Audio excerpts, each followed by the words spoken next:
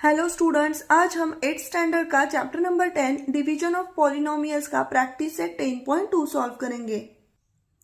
तो ये है प्रैक्टिस से 10.2। तो यहाँ पर क्वेश्चन क्या दिया है, देखो, divide and write the quotient and the remainder. तो हमें यहाँ पर ये 7 एग्जांपल्स दिए गए हैं। तो इन एग्जांपल्स में क्या है, देखो, हमें पॉलिनोमियल को बाइनोमियल से डिवाइड करना है और डिवीजन लेने के बाद जो क्वोशंट एंड रिमाइंडर मिलता है वो हमें लिखना है। तो आज हम पार्ट फर्स्ट में प्रैक्टिस से 10.2 के पार्ट फर्स्ट में पहले 4 एग्जाम्पल सॉल्व करेंगे और रिमेनिंग एग्जाम्पल्स पार्ट 2 में सॉल्व करेंगे। तो यहाँ पर देखो फर्स्ट एग्जाम्पल क्या है। तो फर्स्ट एग्जाम्पल दिया है, देखो, y square plus 10y plus 24 divided by y plus 4। तो क्या करना है, हमें यहाँ पर इस पॉलिनोमियल को इस बाइनोमियल से डिवाइड करना है। तो इसके पहले हमने प्रैक्टिस से 10.1 में देखा था कि हमने पॉलिनोमियल को मोनोमियल से डिवाइड किया था और यहाँ पर हमें क्या करना है, पॉलिनोमियल को बाइनोमियल्स मीन्स 2 टर्म्स होने वाले एक्सप्रेशन से डिवाइड करना है। तो जैसे 10.1 सॉल्व किया है हमने, ठीक उसी प्रोसेस से, ठीक उसी तरह से हम 10.2 के सारे एग्जाम्पल सॉल्व करेंगे। तो पहले इस दिए गए एग्जाम्पल को हम डिवीजन के सिंबॉलिक फॉर्म में लिखेंगे। तो यहाँ पर देखो, हमने इस एग्जाम्पल को डिवीजन के सिंबॉलिक फॉर्म में लिखा है। अब क्या करना है, हमें इस y प्लस 4 इस बाइनोमियल से इस पॉलिनोमियल को डिवाइड करना है। तो पहले क्या करेंगे, इस y प्लस 4 से इस y स्क्वायर को डिवाइड करेंगे। तो क्या करेंगे हम, यहाँ पर देखो, हमें एक ऐसी टर्म फाइंड करनी है कि अगर हम उस टर्म से इस y प्लस 4 को मल्टीप्लाई करते हैं तो मल्टीप्लीकेशन में जो भी एक्सप्रेशन या जो भी टर्म्स मिलेगी उसमें हमें y स्क्वायर ये टर्म मिलनी चाहिए। फिर से देखो, हमें क्या करना है, हमें एक ऐसी टर्म फाइंड करनी है कि अगर हम उस टर्म से इस y प्लस 4 को मल्टीप्लाई करते हैं तो मल्टीप्लीकेशन में जो भी टर्म्स या जो भी एक्सप्रेशन मिलेगा उसमें हमें y स्क्वायर ये एक टर्म मिलनी चाहिए। तो देखो, अगर हम y प्लस 4 को y से मल्टीप्लाई करते हैं तो देखो प्रोडक्ट क्या मिलेगा, y इंटू y स्क्वायर, और यही हमारी रिक्वायरमेंट है। तो देखो क्या करेंगे, इस y प्लस 4 को y से हम मल्टीप्लाई करेंगे तो देखो y इंटू y स्क्वायर, और यहाँ पर बाइनोमियल है मीन्स 2 टर्म्स है तो हम इस y से इन दोनों टर्म्स को मल्टीप्लाई करेंगे। तो बीच में साइन यहाँ पर प्लस है तो प्लस दे देंगे और 4 इंटू वाई क्या मिलेगा, प्रोडक्ट 4y। तो देखो हमने क्या किया, हमने y प्लस 4 को y इस टर्म से मल्टीप्लाई किया और मल्टीप्लीकेशन लेने के बाद हमें क्या एक्सप्रेशन मिला, y स्क्वायर प्लस 4y। तो ये जो टर्म हमने y यहाँ पर फाइंड की वो हम लिखेंगे क्वोशंट में, और ये जो मल्टीप्लीकेशन लेने के बाद हमें एक्सप्रेशन मिला है वो क्या करेंगे, इस पॉलिनोमियल में से सब्ट्रैक्ट करेंगे। तो यहाँ पर लिखेंगे y स्क्वायर प्लस 4y। अब क्या करेंगे, इस पॉलिनोमियल से इस एक्सप्रेशन को सब्ट्रैक्ट करेंगे। तो सब्ट्रैक्शन लेते समय जो सेकंड एक्सप्रेशन होता है, यानी कि जो एक्सप्रेशन हमें सब्ट्रैक्ट करना होता है उसके साइंस चेंज होते हैं। तो यहाँ पर y स्क्वायर का साइन प्लस है तो माइनस होगा, यहाँ पर 4y का साइन भी प्लस है तो माइनस बन जाएगा। तो देखो plus y square minus y square cancel होंगे तो यहाँ पर मिलेगा 0। आगे देखो plus 10y minus 10y means terms with opposite sign से। तो क्या करेंगे, बड़े नंबर में से छोटे नंबर को सब्ट्रैक्ट करेंगे और बड़े नंबर का साइन दे देंगे। तो 10 यह बड़ा नंबर है तो 10 में से 4 सब्ट्रैक्ट करेंगे तो 6 मिल जाएगा, और 10 का साइन यहाँ पर प्लस है तो यहाँ पर प्लस दे देंगे और y variable as it is रहेगा। तो क्या मिली हमें यहाँ पर टर्म, प्लस 6y, और ये जो नेक्स्ट टर्म है प्लस 24 वो एज इट इज लिखेंगे यहाँ पर। तो देखो नेक्स्ट एक्सप्रेशन हमें क्या मिला, यहाँ पर 6y प्लस 24। अब हमें क्या करना है, अब हमें इस बाइनोमियल y प्लस 4 से इस एक्सप्रेशन को डिवाइड करना है। तो क्या करेंगे, फिर से हम एक ऐसी टर्म फाइंड करेंगे कि अगर हम उस टर्म से इस y प्लस 4 को मल्टीप्लाई करते हैं तो मल्टीप्लीकेशन लेने के बाद जो भी एक्सप्रेशन मिलेगा, हमें जो भी टर्म्स मिलेंगी उसमें हमें 6y ये टर्म मिलनी चाहिए। तो देखो यहाँ पर y प्लस 4 को अगर हम 6 से मल्टीप्लाई करते हैं तो देखो y इंटू 6 प्रोडक्ट क्या मिलेगा 6y, और यही हमारी रिक्वायरमेंट है। तो हम क्या करेंगे, इस y प्लस 4 इस बाइनोमियल को 6 इस नंबर से मल्टीप्लाई करेंगे। तो प्रोडक्ट देखो y इंटू 6y, और यहाँ पर बाइनोमियल है और बीच में साइन प्लस है तो वो एज इट इज दे देंगे, और 4 इंटू 6 प्रोडक्ट क्या मिलेगा 24। तो यहाँ पर देखो ये जो नंबर 6 हमने फाइंड किया वो कहाँ पर लिखेंगे, कोशंट में विथ इट्स साइन। तो यहाँ पर 6 का साइन हमने कौन सा लिया है, प्लस, तो यहाँ पर हमने लिखा +6। एंड ये जो एक्सप्रेशन मिला है मल्टीप्लीकेशन लेने के बाद वो क्या करेंगे, वो इस एक्सप्रेशन में से सब्ट्रैक्ट करेंगे। तो यहाँ पर लिखेंगे 6y + 24। तो देखो अब सब्ट्रैक्शन लेते समय सेकेंड एक्सप्रेशन के साइंस क्या होते हैं, चेंज होते हैं। तो इसका +6y है तो यहाँ पर बन जाएगा माइनस, इसका भी +24 है तो यहाँ पर बन जाएगा -24। तो देखो +6y -6y एक दूसरे को कैंसिल होंगे और यहाँ पर मिलेगा 0। यहाँ पर भी देखो +24 -24, यहाँ पर भी मिल जाएगा 0। और देखो 0 + 0 मीन्स 0, तो हम ऐसे भी लिख सकते हैं या ओनली 0 भी लिख सकते हैं। तो देखो हमें यहाँ पर क्या मिला, y + 6 ये हमें कोशंट मिला और रिमाइंडर में क्या मिला 0। तो फाइनली हम कैसे लिखेंगे, Therefore quotient is equal to y + 6 and remainder is equal to 0। और हमें यही क्वेश्चन में पूछा था क्वोशंट और रिमाइंडर। नेक्स्ट एग्जाम्पल क्या है, देखो p² + 7p - 5 divided by p + 3। तो यहाँ पर भी क्या करना है, हमें इस पॉलिनोमियल को इस बाइनोमियल से डिवाइड करना है। तो पहले हम क्या करेंगे, इस दिए गए एग्जाम्पल को डिवीजन के सिंबॉलिक फॉर्म में लिखेंगे। तो यहाँ पर देखो हमने इस एग्जाम्पल को डिवीजन के सिंबॉलिक फॉर्म में लिखा। अब हमें क्या करना है, इस p + 3 इस बाइनोमियल से इस पॉलिनोमियल को डिवाइड करना है। तो पहले हम क्या करेंगे, इस p + 3 से इस p² को डिवाइड करेंगे। तो हम जैसे पहले एग्जाम्पल में हमने प्रोसेस की, सेम वही प्रोसेस यहाँ पर भी करेंगे। क्या करेंगे, हम एक ऐसी टर्म फाइंड करेंगे कि अगर हम उस टर्म से इस p + 3 को मल्टीप्लाई करते हैं तो मल्टीप्लिकेशन में जो भी एक्सप्रेशन मिलेगा उसमें हमें p² ये टर्म मिलनी चाहिए। तो यहाँ पर देखो कैसे लिखेंगे हम, देखो हम एक ऐसी टर्म फाइंड करेंगे कि अगर हम उस टर्म से इस बाइनोमियल p + 3 को मल्टीप्लाई करते हैं तो मल्टीप्लिकेशन में यहाँ पर जो भी एक्सप्रेशन हमें मिलेगा उसमें हमें p² ये एक टर्म मिलनी चाहिए। तो यहाँ पर देखो p + 3 को अगर हम p से मल्टीप्लाई करते हैं तो देखो p इंटू p प्रोडक्ट क्या मिलेगा, बेस सेम है और दोनों का इंडेक्स 1 1 है। तो क्या मिलेगी हमें यहाँ पर टर्म, देखो p², और यही हमारी रिक्वायरमेंट है। तो क्या करेंगे हम p + 3 को p से मल्टीप्लाई करेंगे। तो देखो p इंटू p² और यहाँ पर बाइनोमियल है, दो टर्म्स है तो इस p से इन दोनों टर्म्स को मल्टीप्लाई करना पड़ेगा।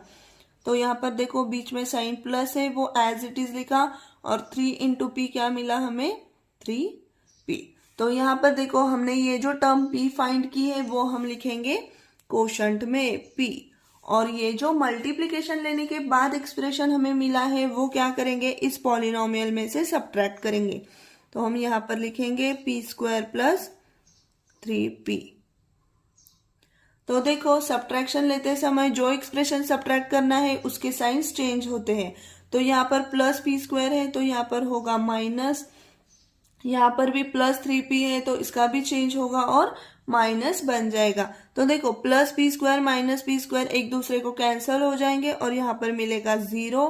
आगे देखो +7p और -7p, यहाँ पर भी देखो टर्म्स विथ अपोजिट साइन से। तो क्या करेंगे, बड़े नंबर से छोटा नंबर सब्ट्रैक्ट करेंगे और बड़े नंबर का साइन देंगे। तो यहाँ पर बड़ा नंबर है 7, छोटा नंबर है 3, तो 7 से 3 सब्ट्रैक्ट करेंगे तो मिलेगा 4, और 7 का साइन है प्लस, तो यहाँ पर मिलेगा हमें +4p। Variable p as it is लेंगे, और जो नेक्स्ट टर्म है -5 वो एज इट इज यहाँ पर लिखेंगे। तो क्या मिला हमें नेक्स्ट एक्सप्रेशन, यहाँ पर देखो 4p - 5। अब हमें क्या करना है, अब हमें इस p+3 से इस 4p-5 इस एक्सप्रेशन को डिवाइड करना है।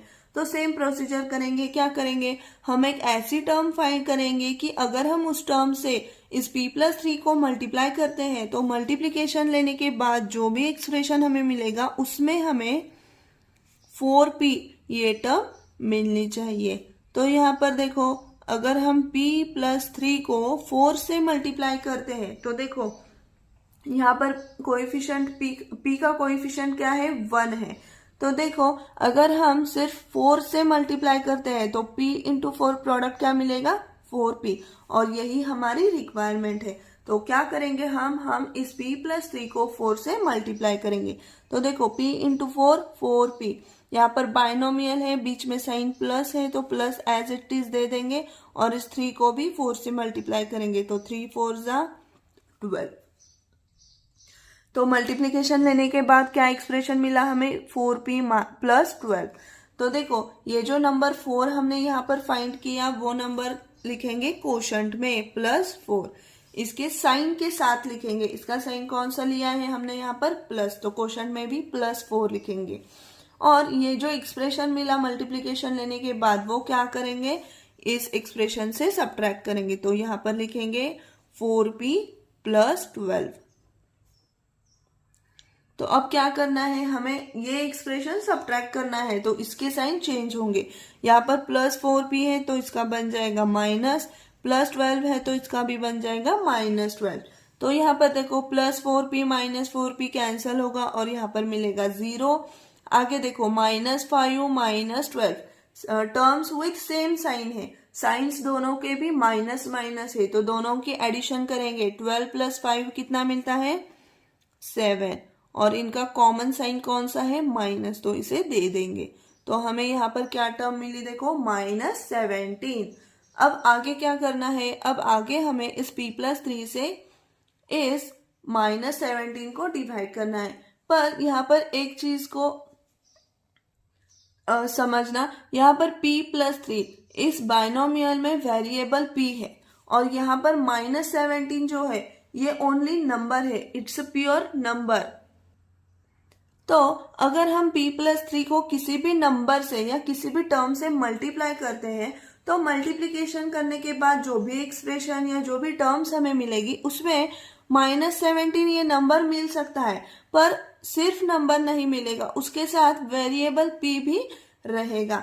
मीन्स अगर हम p+3 को किसी भी नंबर से या किसी भी टर्म से मल्टीप्लाई करते हैं तो मल्टीप्लिकेशन लेने के बाद जो भी टर्म्स या जो भी एक्सप्रेशन मिलेगा उसमें हमें वेरिएबल p भी मिलेगा, सिर्फ नंबर नहीं मिल सकता। इसलिए हम इस p+3 से इस -17 को डिवाइड नहीं कर सकते। तो यहाँ पर जो -17 यहाँ पर मिला है हमें, वो हम एज इट इज रिमाइंडर में लिखेंगे, और जो p+4 है वो हमें कोशंट मिला। तो फाइनली हम क्या कहेंगे कि इस एग्जाम्पल में हमारा कोशंट क्या है, p+4, और रिमाइंडर क्या है, -17। तो हम ये लिखेंगे। तो फाइनली हम कैसे लिखेंगे, therefore quotient is equal to p+4 and remainder is equal to -17, और यही हमें क्वेश्चन में पूछा है। नेक्स्ट एग्जाम्पल है, देखो 3x + 2x² + 4x³ divided by x - 4। तो यहाँ पर भी हमें क्या करना है, इस पॉलिनोमियल को इस बाइनोमियल से डिवाइड करना है। लेकिन देखो यहाँ पर जो पॉलिनोमियल दी है हमें, इसमें वेरिएबल कौन है, x है, और x की पावर्स क्या है, यहाँ पर इंक्रीजिंग ऑर्डर्स में है।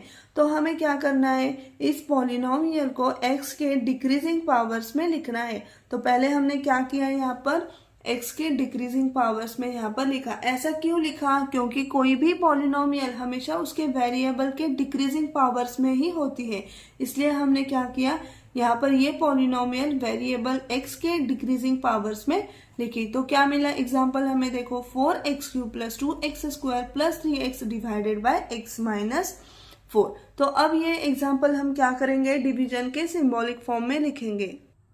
तो क्या करेंगे, अब देखो इस x - 4 से इस पॉलिनोमियल को डिवाइड करेंगे। तो पहले x - 4 से 4x³ को डिवाइड करेंगे।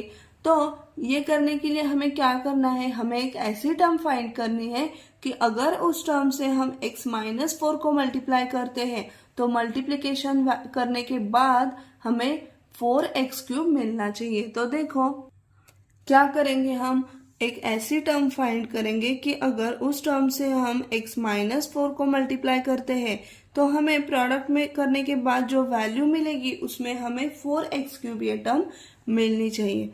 तो देखो 4x³ मिलने के लिए हमें इस x को किससे मल्टीप्लाई करना पड़ेगा, तो देखो 4x² से अगर 4x² से हम मल्टीप्लाई करते हैं इस बाइनोमियल को तो क्या मिलेगा, देखो x इंटू 4x², 4x³ यहाँ पर मिला, और देखो माइनस है तो वो minus sign as it is रखेंगे, और देखो 4 इंटू 4x² क्या मिलेगा मल्टीप्लीकेशन, 16x², 4 4 जा 16 and x² variable as it is.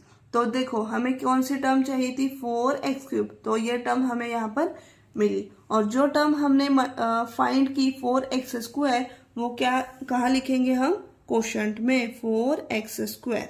और ये जो मल्टीप्लिकेशन करने के बाद हमें एक्सप्रेशन मिला वो एक्सप्रेशन हम क्या करेंगे, इस पॉलिनोमियल में से सब्सट्रैक्ट करेंगे।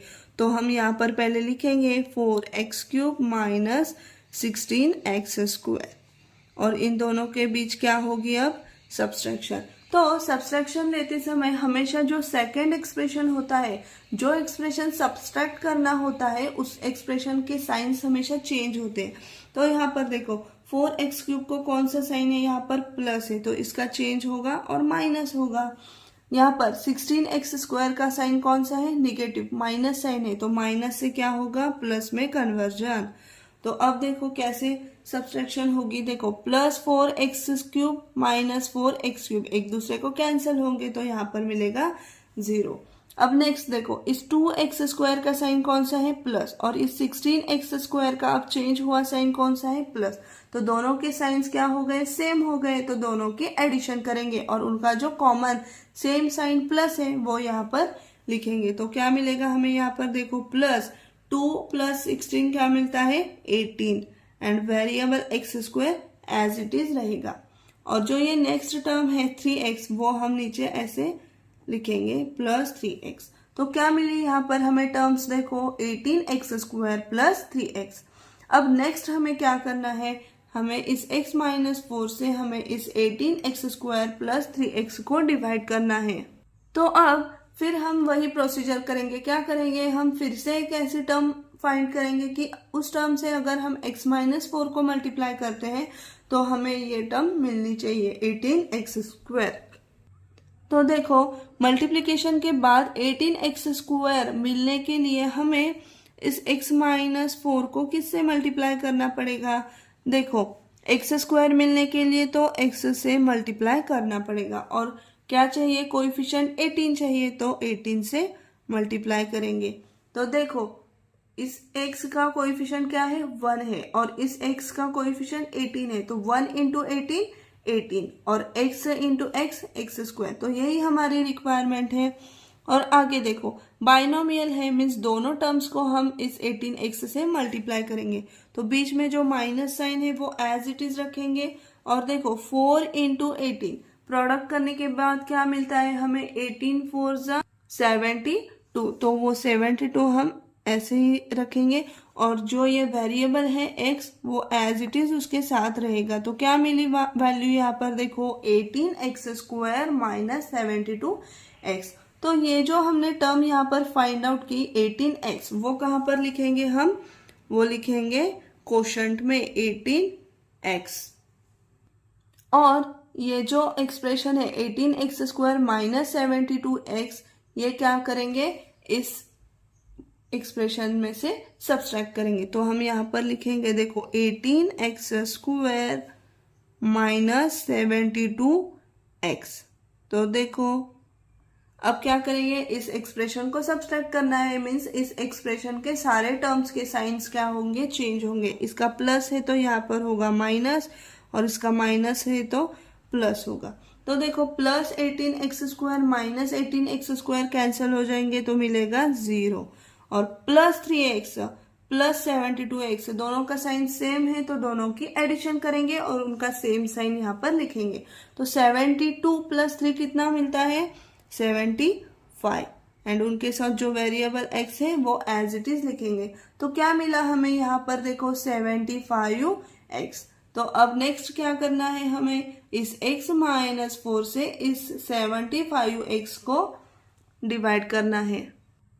तो फिर हम क्या करेंगे, फिर से देखो हम ऐसी टर्म एक फाइंड करेंगे कि अगर हम उस टर्म से इस x माइनस 4 बाइनोमियल को मल्टीप्लाई करते हैं तो जो हमें मल्टीप्लिकेटेड वैल्यू मिलती है उसमें हमें 75x ये टर्म मिलनी चाहिए। तो देखो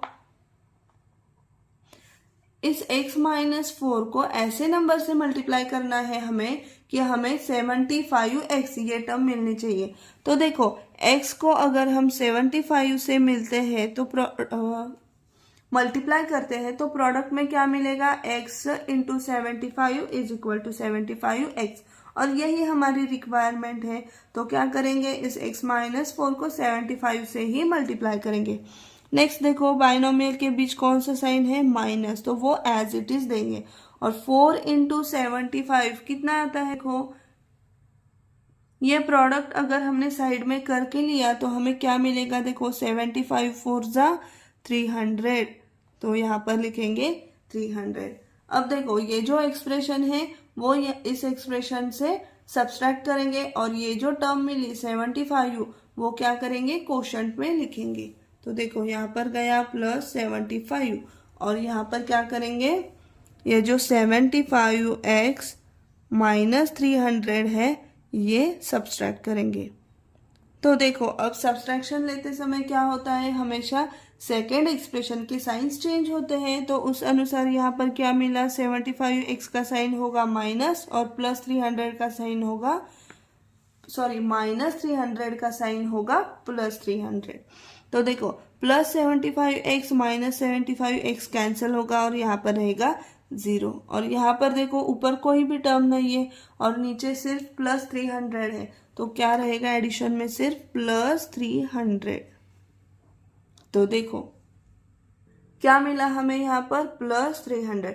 अब क्या करना है, नेक्स्ट इस x माइनस 4 से हमें इस प्लस 300 को डिवाइड करना है। तो फिर से हमें क्या करना पड़ेगा कि ऐसी टर्म फाइंड करनी होगी कि उस टर्म से अगर हम x माइनस 4 को मल्टीप्लाई करते हैं तो हमें प्रोडक्ट में ये 300 टर्म मिलनी चाहिए। लेकिन यहाँ पर देखो, यहाँ पर क्या है, वेरिएबल x है और यहाँ पर सिर्फ नंबर है, इंटीजर है, यहाँ पर वेरिएबल नहीं है। तो अगर हम x माइनस 4 को किसी भी नंबर से टर्म से मल्टीप्लाई करते हैं तो हमें मल्टीप्लिकेशन में ये वेरिएबल x रहेगा ही रहेगा, इसलिए हम क्या उनकी सब्सट्रैक्शन नहीं कर सकते। तो क्या करेंगे, हम इस x माइनस 4 से इस 300 को डिवाइड नहीं कर सकते, तो ये जो 300 है वो एज इट इज रिमाइंडर रहेगा। तो फाइनली हम कैसे लिखेंगे, देखो therefore quotient is equal to, quotient में क्या मिला हमें, देखो 4x square plus 18x plus 75, तो वो यहाँ पर हम लिखेंगे 4x square plus 18x plus 75, and ये जो 300 है वो जाएगा रिमाइंडर में। तो कैसे लिखेंगे, देखो remainder is equal to plus 300। तो ये मिला हमारा final answer, quotient is equal to 4x square plus 18x plus 75 and remainder is equal to 300। Next example है, देखो 2m cube plus m square plus m plus 9 divided by 2m minus 1।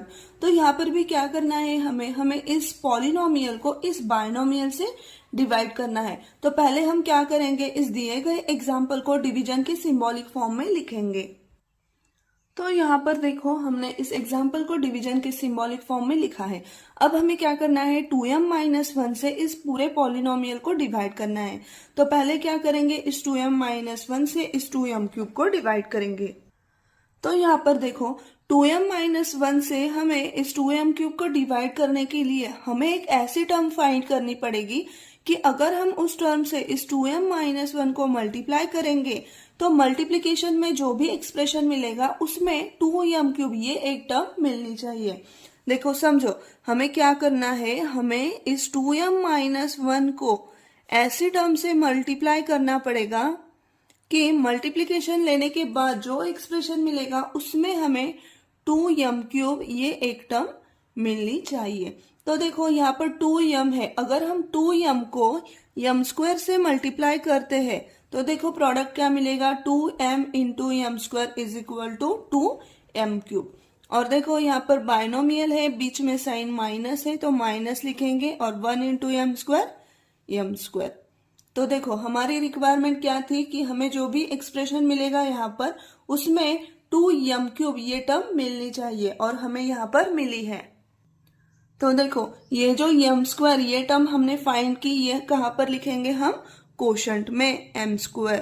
और ये जो expression मिला वो यहाँ पर लिखेंगे, इस पॉलिनोमियल में से सब्ट्रैक्ट करेंगे। तो देखो कैसे लिखेंगे, 2m³ माइनस m²। तो अब क्या करना है, हमें इस पॉलिनोमियल में से इस एक्सप्रेशन को सब्ट्रैक्ट करना है। तो सब्ट्रैक्शन लेते समय हमेशा जो सेकंड एक्सप्रेशन होता है, जो एक्सप्रेशन हमें सब्ट्रैक्ट करना होता है उसके साइंस चेंज होते हैं। तो यहाँ पर 2m³ का साइन प्लस है तो यहाँ पर माइनस होगा, यहाँ पर m² का साइन माइनस है तो प्लस होगा।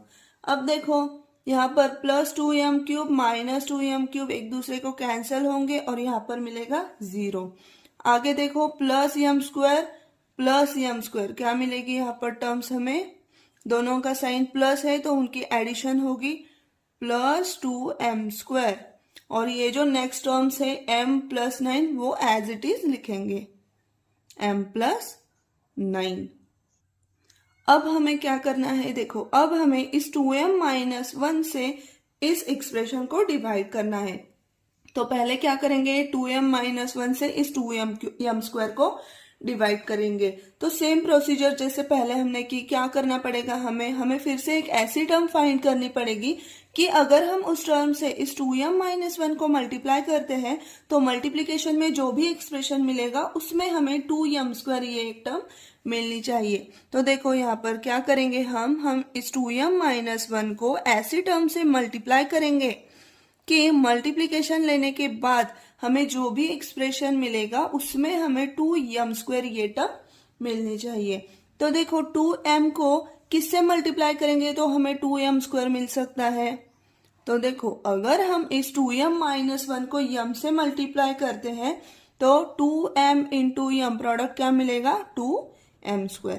और यहाँ पर देखो बाइनोमियल है, बीच में साइन माइनस है तो वो एज इट इज माइनस दे देंगे। और नेक्स्ट प्रोडक्ट क्या होगा, 1 into m is equal to m। तो देखो प्रोडक्ट लेने के बाद हमें 2m² ये टर्म मिलनी चाहिए थी और यहाँ पर हमें मिली है। तो ये जो टर्म हमने फाइंड की है वो लिखेंगे कोशंट में प्लस m। और ये जो प्रोडक्ट लेने के बाद हमें एक्सप्रेशन मिला है वो यहाँ पर लिखेंगे m² माइनस m। और इस एक्सप्रेशन में से इस एक्सप्रेशन को सब्ट्रैक्ट करेंगे।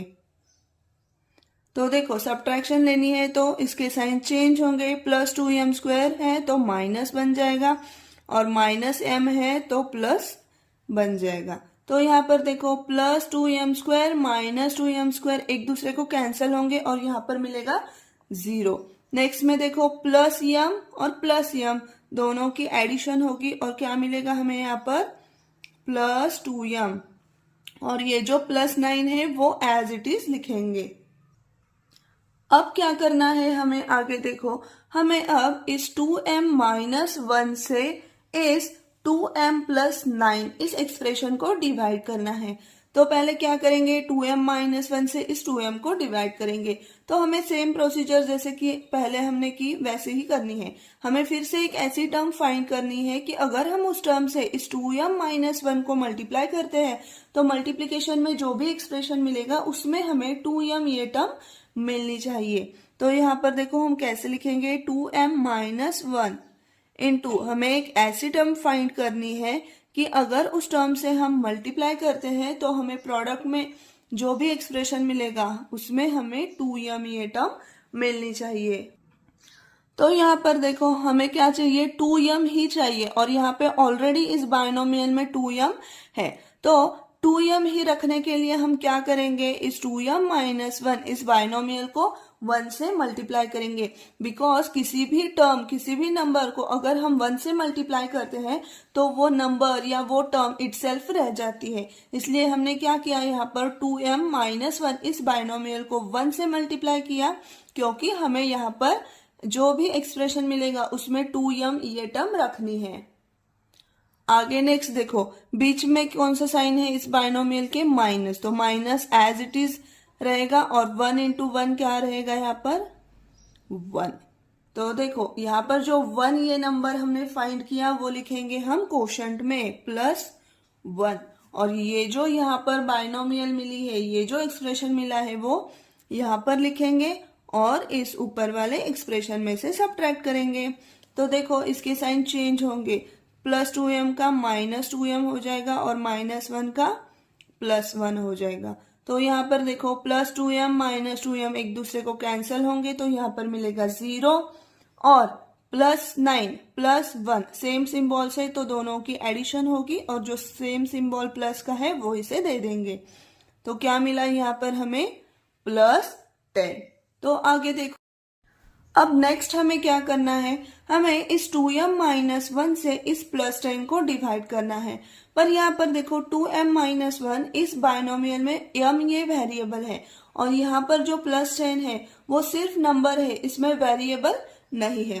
तो अगर हम 2m माइनस 1 को किसी भी नंबर से या टर्म से मल्टीप्लाई करते हैं तो मल्टीप्लीकेशन में हमें +10 ये नंबर मिल सकता है, पर उसके साथ ये m ये वेरिएबल भी रहेगा। पर हमें यहाँ पर वेरिएबल नहीं चाहिए, सिर्फ नंबर चाहिए। इसलिए हम ऐसी टर्म यहाँ पर नहीं फाइंड कर सकते कि अगर हम उस टर्म से 2m माइनस 1 को मल्टीप्लाई करते हैं तो हमें सिर्फ +10 ये नंबर मिले, ऐसी टर्म हमें नहीं मिलती। इसलिए ये जो +10 यहाँ पर मिला है वो हम एज इट इज रिमाइंडर में रखेंगे। तो फाइनली हम कैसे लिखेंगे, देखो therefore quotient is equal to m square plus m plus 1 and remainder is equal to +10। तो आज हमने यहाँ पर प्रैक्टिस सेट 10.2 के पार्ट फर्स्ट में पहले 4 एग्जाम्पल्स यहाँ पर सॉल्व किए हैं। तो आगे के एग्जाम्पल्स हम पार्ट 2 में सॉल्व करेंगे। तो अगर आपको ये सारे एग्जाम्पल समझ में आ गए हो तो प्लीज इस वीडियो को ज्यादा से ज्यादा लाइक शेयर एंड सब्सक्राइब कीजिए। मिलते हैं नेक्स्ट वीडियो में पार्ट 2 लेकर।